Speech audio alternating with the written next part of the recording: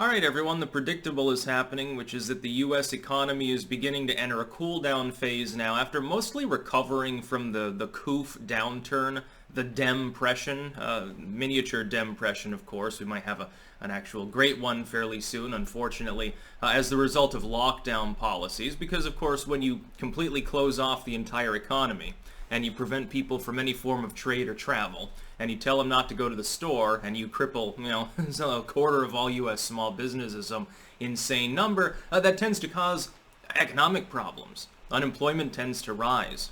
Wages tend to go bye-bye. You have to stimulate the economy over and over like a fucking corpse, like a patient that's flatlined. Anyway, what people are worried about right now, and this is what I said would happen, they're worried about Joe Biden. Because, of course, he's not president-elect at the moment. It's presumptive that that's going to be the case. At this point, we might as well operate from the presumption, cautiously, that Trump will fail to get SCOTUS to take up cases ongoing in Arizona. It's going before the Supreme Court there. Probably gets booted to SCOTUS. Certainly in Pennsylvania and also in Georgia. If those three states, by the way, are flipped by a SCOTUS decision, that gives Trump something like 285 or something, 280. He would become the re-elected second-term president, which would be great for the economy. The stock market would boom like a rocket after that. But that probably won't happen. Businesses at the moment, therefore, are hedging their bets. Now, if I think that we're going to return to the pre-Trump era, pre-Trump taxes, pre-Trump regulatory system, pre-Trump style trade agreements, and I'm a U.S. business, if I'm not a multinational, in which case I don't really care. I mean, if I'm Walmart, I don't care, because I'm not going to get taxed more under Biden's plans. In fact, I'll be taxed less, because the tax reform that occurred that actually made the topmost businesses, multinationals, pay fees and penalties, that goes bye-bye. So Biden wants to give more money to the billionaire class, just so that the so-called progressives are aware, because they're cancerously stupid when it comes to economic issues. I'm probably worried if I've got a small business, I got a regional chain, I'm just U.S. only, or I'm more regional. I'm probably worried about having to pay more taxes. I'm worried about the possibility Biden forces me to pay the night janitor $15 an hour. I'm going to be planning for layoffs. And there's a bottom end effect too. Some people are just talking about business confidence. Link in the description, and that's primarily talking about what happens on the top end. What CEOs do, the decisions that they make with regards to investment and long-term planning. There's a secondary effect, and that is basically a symptom, and the real cause is that what happens if you have higher taxes and economic stagnation, which Biden would bring, if you have multinational trade deals, insofar as the average U.S. consumer goes, they're going to save more of their money. They have to, for taxes. Taxes go up, they have less to spend. Wages stagnate, they have less to spend. Inflation takes off, wages slump behind it, the money is worth less, the average worker has less to spend, people will rein in spending. They're expecting a long-term recession. Because Trump was great for the economy. Joe Biden, we already know what economic situations will be with him because he was VP already for 8 years. We already know what he'll do. He'll do what Obama did. He'll throw money to multinationals. He'll rob small businesses in the middle class. Our purchasing power, those of us who are in the middle class, will fall considerably, and we'll spend less, which means that U.S. businesses will in turn sell less. If the business is making less money, in turn, they probably fire some workers.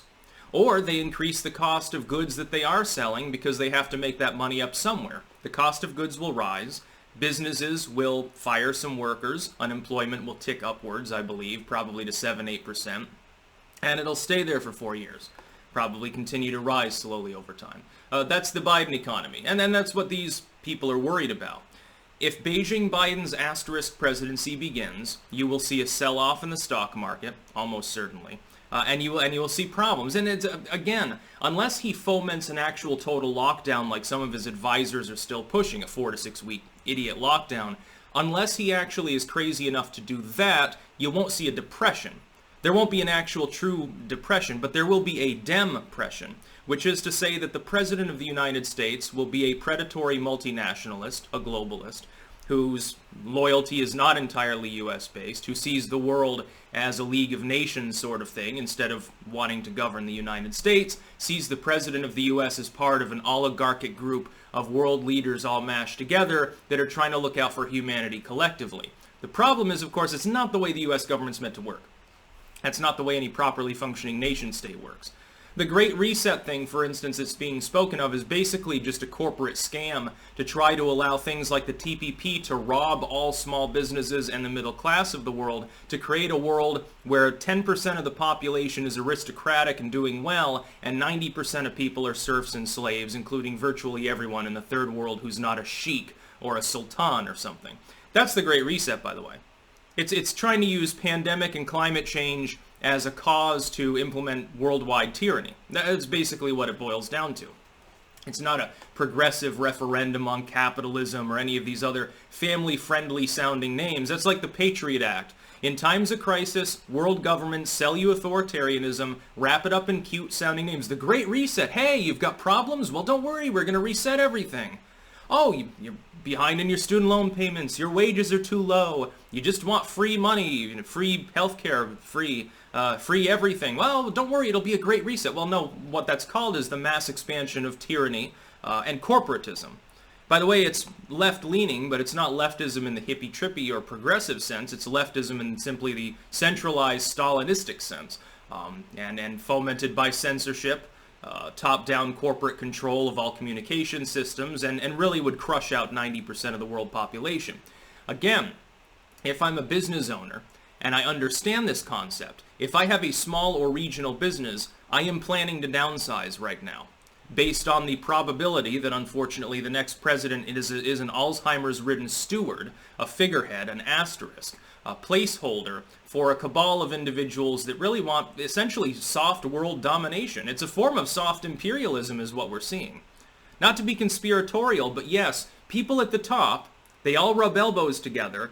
They predominantly look at themselves as separate from the rest of humanity and don't really see themselves as part of a nationwide network of people governed by one body. They want to be in control of everything. It's basically an extension of the Gilded Era. If you look at the far left era of the Gilded Age, which was, I mean, it's far left in the sense of carpetbagging. The government was required for the monopolies and trust to form. It's essentially a worldwide trust, lacking any outside competition. There won't be any rogue states to deal with, and any rogue groups will be illegal, of course. It'll be worldwide soft tyranny. It'll be presented as though it's fairness, justice. Don't worry, everyone has food to eat, but they don't have any upward mobility. Everyone can get an education, but it's very basic, and because everyone has it, it's no longer meaningful.